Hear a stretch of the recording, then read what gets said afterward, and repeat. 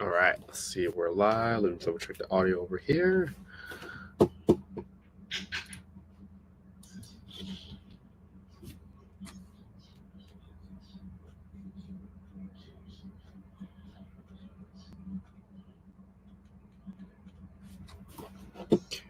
This should work.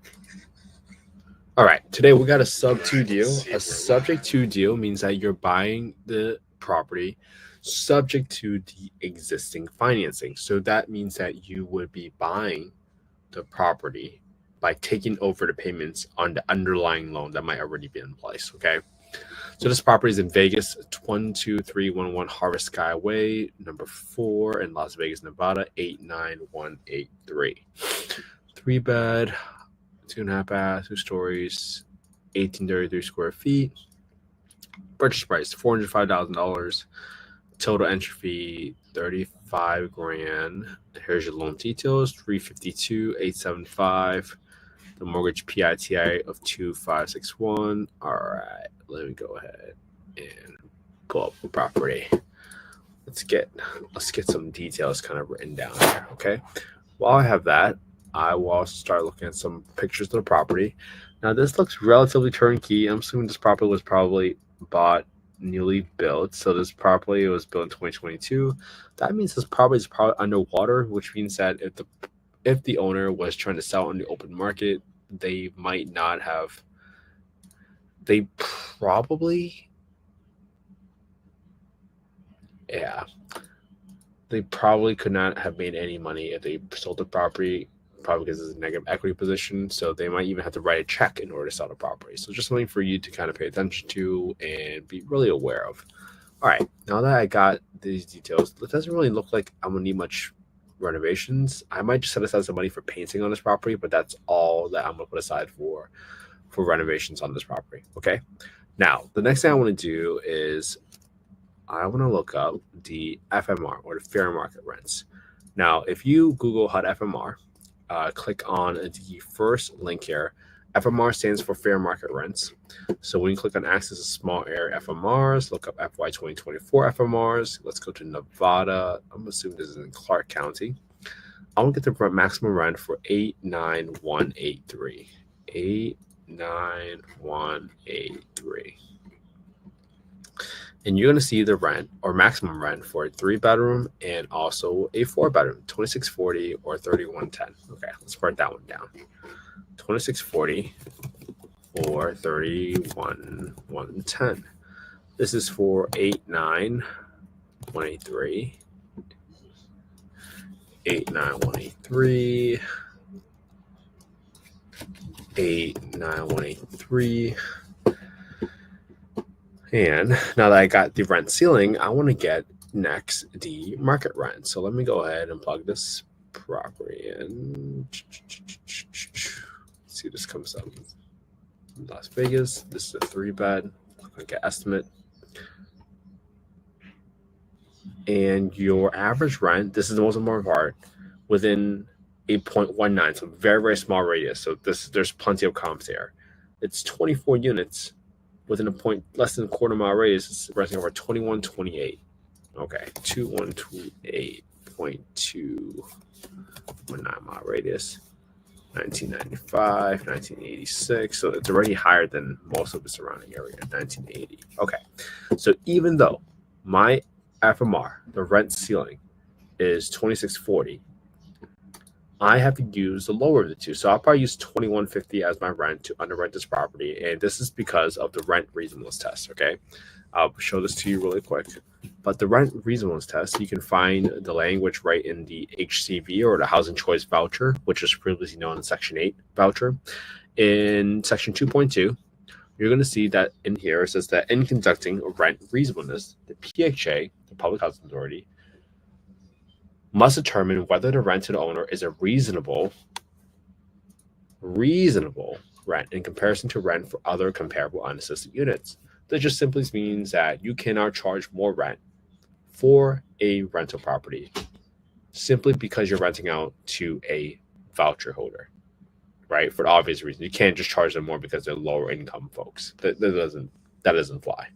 So that's why I have to use the lower of the two when I compare 2640 and the 2128, which is very, very much within a very small radius. So I'm very comfortable using 2150 as my maximum rent here.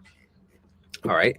Now let's plug in the rest of our numbers. Okay. So this is 1231 Harvest Way. Let me go ahead. Let me just save this file just in case I forget, because I'm going to forget this. 16. All right, so the purchase price 405,000. The rehab on this property, I'm going to go to the rehab section right here. 1 second. Rehab calculator. I'm going to put in some money to paint the place, but that's all I'm going to do. Maybe I'll replace one toilet for high pressure flush. I'll replace all 3 toilets for high pressure flush, just in case I want to avoid some clogged toilet calls.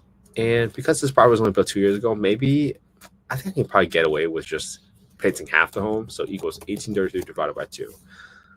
I just don't expect it to be that much rehab unless you see some photos and whatever. I'll keep $500 for some landscaping.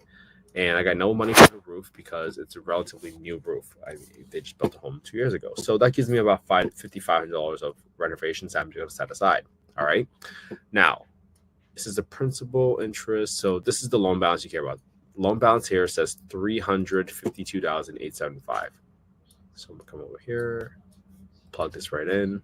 If you guys want to copy the spreadsheet, just go to affordablehousing.io. and then click on the Get Deal Analysis tool, and my team will send that spreadsheet or this spreadsheet out to you immediately. 5.325. Okay. This matures 2052, so 6/1/2022. Just going to make that easily. Forbearance at due and a loan $18,000. HOA at $305. So the mortgage PITI is $2,561. And there's still an 305. So that doesn't look like it's included. So I'm going to put in $305 for my HOA right here. And now here's a trick. If you know that the disclosed amount is $2,561.88, so you're going to go to this property tax number, equals $2,561.88, and then you're going to subtract. You're going to subtract the principal portion of the loan, and then you're also going to subtract the interest portion of the loan. And that's going to give you $596.87 for this property specifically. Okay. Now that you got that number, you're backed into essentially what was the property taxes and insurance number. Now, I'll probably just add extra $30 every single month for the insurance number just to be a little bit safe, but I'm going to leave that over there. All right. So now I got 10% for my maintenance. I got $305 for my HOA, at 10% for my property management, and I got 5% for my vacancy. This deal would lose you a whopping negative $1,284.38 a month, and that's before I even put anything else. So let's get my entry fee in here correctly. So total entry fee is $35,000. I'm just gonna manually plug that in there. I got 2.5% for closing costs. It's probably gonna be lower than that. I'll probably put that to 2%, but still, the whole point of this exercise is that you recognize that this is a losing deal on a monthly cash flow basis, especially if you're trying to rent it out as a long-term rental. That's all it is. If you can rent it out as a midterm rental or corporate rental, whatever you want to call it, right? That's a totally different strategy. But I'm showing you guys all of this because, one, we just did the whole numbers out. But secondly, if you wanted to be really fast with your analysis and be able to rule out your deal way earlier in this property, here's what I would do. I would use this total monthly disclosed number of $2,561.88. And when I looked up the FMR and I saw that it was $2,640, usually you deduct 25% of the rent at the minimum for maintenance, property management, and vacancy, right? Because look, that money doesn't belong to you, right? You know that roof is going to get replaced in 10, 15, 20 years max. You know the condenser or the HVAC is going to get replaced. You know the water heater is going to get replaced in 10, 15 years, best case. So that money doesn't belong to you. So you can't go for 5, 10 years renting it out thinking like you made all this money, all of a sudden to face a big bill. And then you realize that you did all that work for the past 5, 10 years for no reason. That's where a lot of people make their mistakes. So don't be that person. Okay. So when I saw it was $2,640 and now I saw that was $2,128 for the market rate, I instantly knew because $2,128 is the rent that I got to use for the rent reasonableness test, right, based on what we saw earlier in the Housing Choice Voucher Guidebook, using 2128, and I compared that to the mortgage PITI of 2561, I could have stopped analyzing the deal right then and there. I could have stopped, but I didn't because I wanted to show you guys exactly why I would have stopped. And that's from us walking through the deal and actually looking at exactly what the cash flow numbers are. Okay.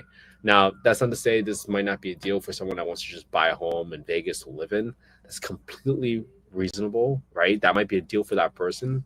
But if you are an investor and you're looking for cash flow, and again, it's not investment advice. I'm not soliciting any investments on this call.